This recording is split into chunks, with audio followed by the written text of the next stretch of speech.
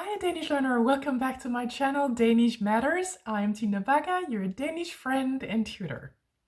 If you're new here, this channel is about the Danish language and the Danish culture and also the more psychological aspects of learning the language. Today it's a language video and I'm presenting to you some words that we use in Danish instead of English words because I'm following on Facebook a psychologist, Danish psychologist called Svend Brinkmann, and he was wondering, now that we're boycotting all kinds of American goods and services, should we also boycott American words or American/English words and use Danish ones instead? And this is not a new thing. It's a debate, it's an ongoing debate and has been for a long time. And I've also made other videos about the English language use in the Danish language. I've actually made two. I will link to them in the comments so that they're easier to find for you. But this is yet another one, you could say, a little bit different because I have some examples for you to learn. And they come from what Svend Brinkmann has written because I was inspired of what he wrote. I myself have been wondering about this for a long time. Should we start using more Danish words? Because I find that nowadays there is a little bit too much English in the Danish language, and I would like to change that. And of course, I have a lot of English words in my own vocabulary and I use them a lot. So it's also a little bit of a challenge to myself. I actually find it like a fun challenge to see if I can find the Danish words when I'm having a conversation in Danish and actually say them instead of the English ones. And probably there are many that I actually don't know that we have an equivalent for in Danish. But I'm trying with the vocab that I have, and I'm trying to inspire others to do the same. And this is not to say that we shouldn't use any English words or American words in the Danish language at all. I'm not saying that. I'm just saying that when we have an equivalent, maybe we should try and use it to keep our own language going, to preserve it in a way. There are psychologists that I'm following, Svend Brinkmann. He has a short list of words that he talks about in his post. I'm only going to take some of them, but most of them. And I'm not entirely, I don't agree entirely with him. So I'll say what he's saying and then I will say what I'm saying. And of course, you can choose. So he's talking about the word okay. And that is actually an interesting word in itself because it came from all, or actually all correct, which to be amusing, to be a little bit more funny, people changed into all correct with a K. So it's OLL and then correct starting with a K. And the story about this word is actually very interesting. I will link to it in the comments. I'll see if I can find the English version for this. Of course, I guess I can. I've just read about it in Danish. I'll see if I can find it. If not, I'll post the Danish one and then you can just, I don't know, throw it into AI, throw it into Google Translate, whatever, to get the story. But it's actually interesting. But we can say other things in Danish. We could say alt i orden, like everything is in order. But what he writes is villain. Villain is very old. I think I only know it from like hymns for Christmas or something like that. Maybe hymns just in church in general, although I'm not really a Christian person. I don't have a religion in my life. But I know it from those hymns. There is no one saying that today. So if we begin to say villain, that is definitely a huge change. I think I would rather use another old-fashioned one, which is called nouvelle. I don't know if they're equally old. I don't know. I think nouvelle is newer than villain, but they're both very old. And no one says nouvelle today either. So if I start saying that, I'll definitely provoke some people, I think. It could be fun though. I'm not sure I will, but it could be fun. I'll see if I can talk to people at least about it. It's a fun little project or experiment. So I would probably have to say nouvelle instead of okay, and it's also longer. And I don't know. Maybe we should abbreviate it to NL. Nouvelle. I mean, I don't know. This is what it looks like. Yeah. So okay changes into nouvelle. If there's a little bit of background to the little pieces of paper I'm going to show to you, it's because I reuse paper. So I just use the other side for things. Yeah, so that's the reason.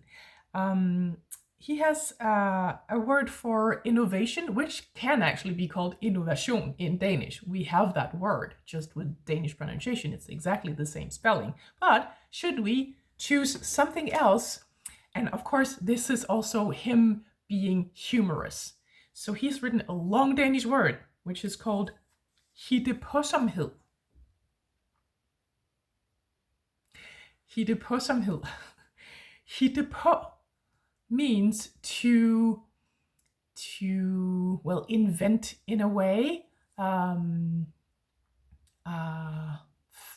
of find out or come up with. Yeah, it's getting ideas. Hittepå.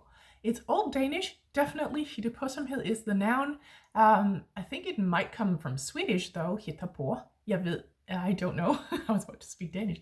I don't know if they still say that in Swedish, but we used to in Danish to have hittepå and as the verb and hittepåsomhed as the noun. So are we going to say hittepåsomhed instead of innovation or innovation? I don't think so, but it's a fun one to play with, or at least have the conversation with other Danes about. Yeah. Then he talks about the word power nap. He writes middagslur. Lur is a nap, taking a nap. It's a noun. Middag is noon, so it's a nap at noon. But you can have a nap anytime, right? So I have just put lur. In more modern day Danish, and it's actually not that modern anymore, but people might say, jeg tager en morfar.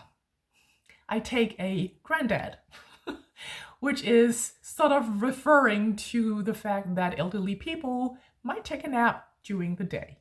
I'm very fond of naps myself, so I don't think it should be called in morfar, but I sometimes use it just for the fun of it because it sounds funny.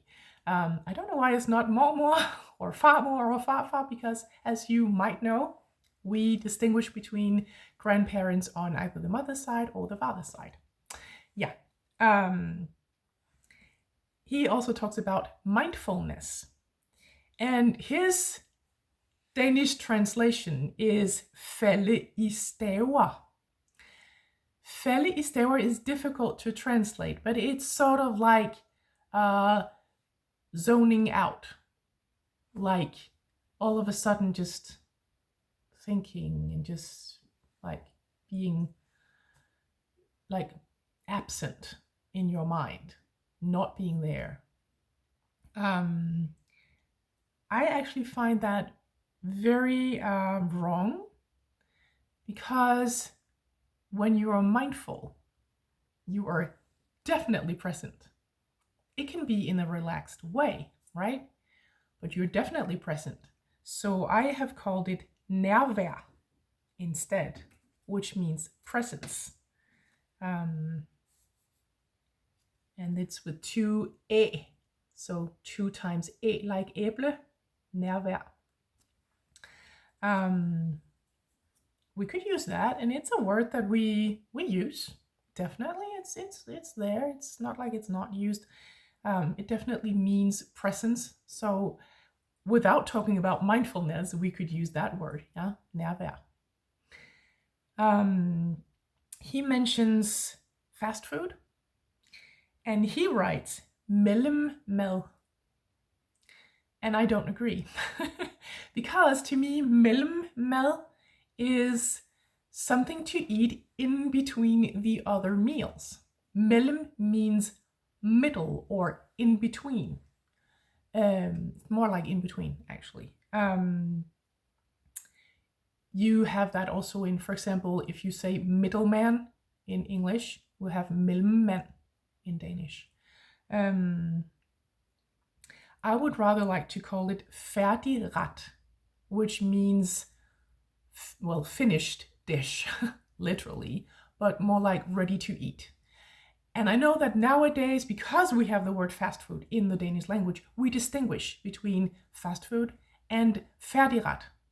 Fast food is what you get at McDonald's and so on, and færdigret is one normally that you buy in the supermarket. So there's a bit of a difference, but we could, I guess, use it as for that, fast food becoming færdigret.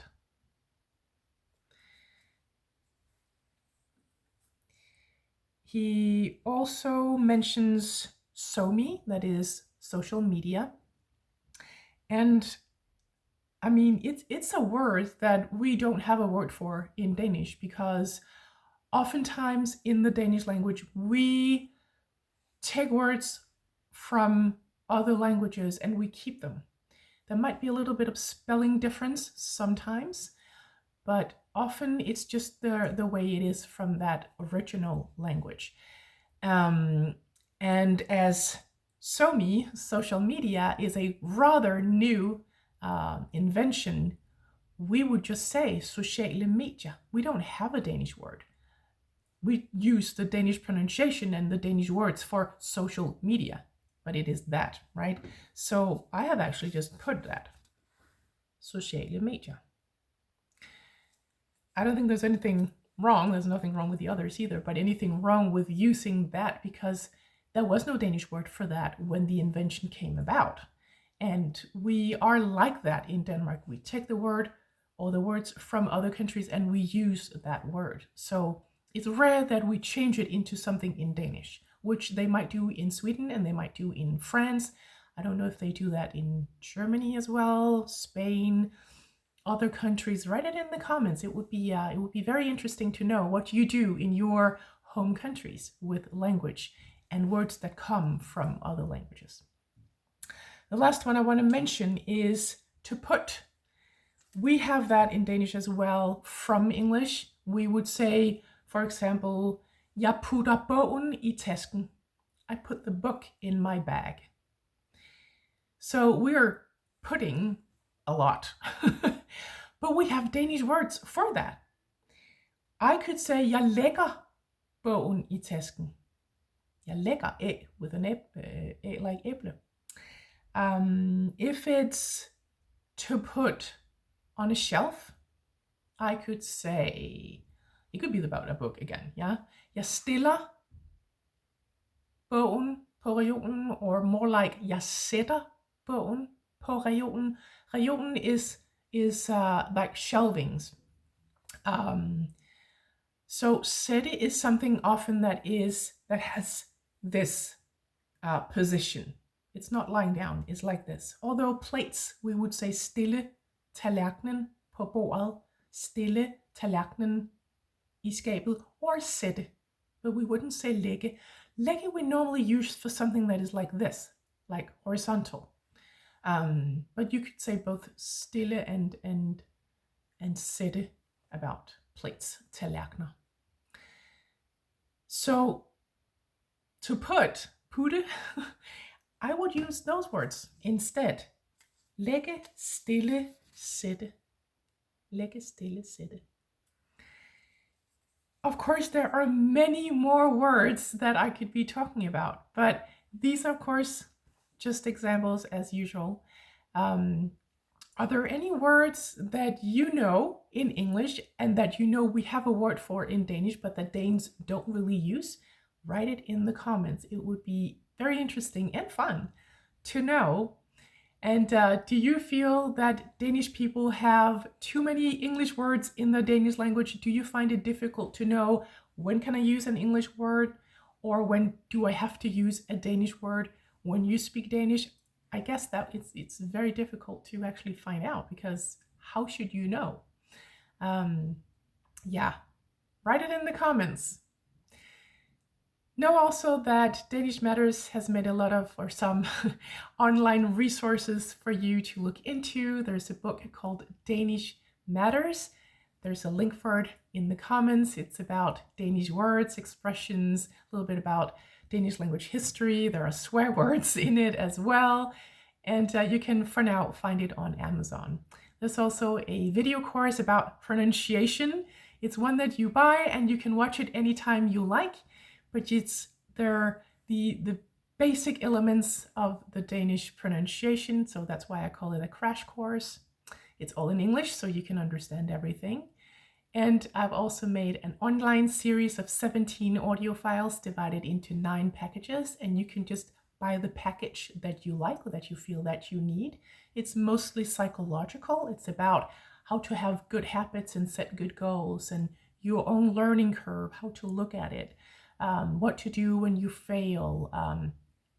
But it's more like psychological, but there is also a package that is very compact about learning Danish vocab. So that is more about the language, you could say.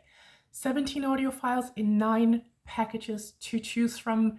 You can choose whatever you like, or you can get the full series. That's up to you. Check all those resources out in the comments. And as I always finish, happy Danish learning.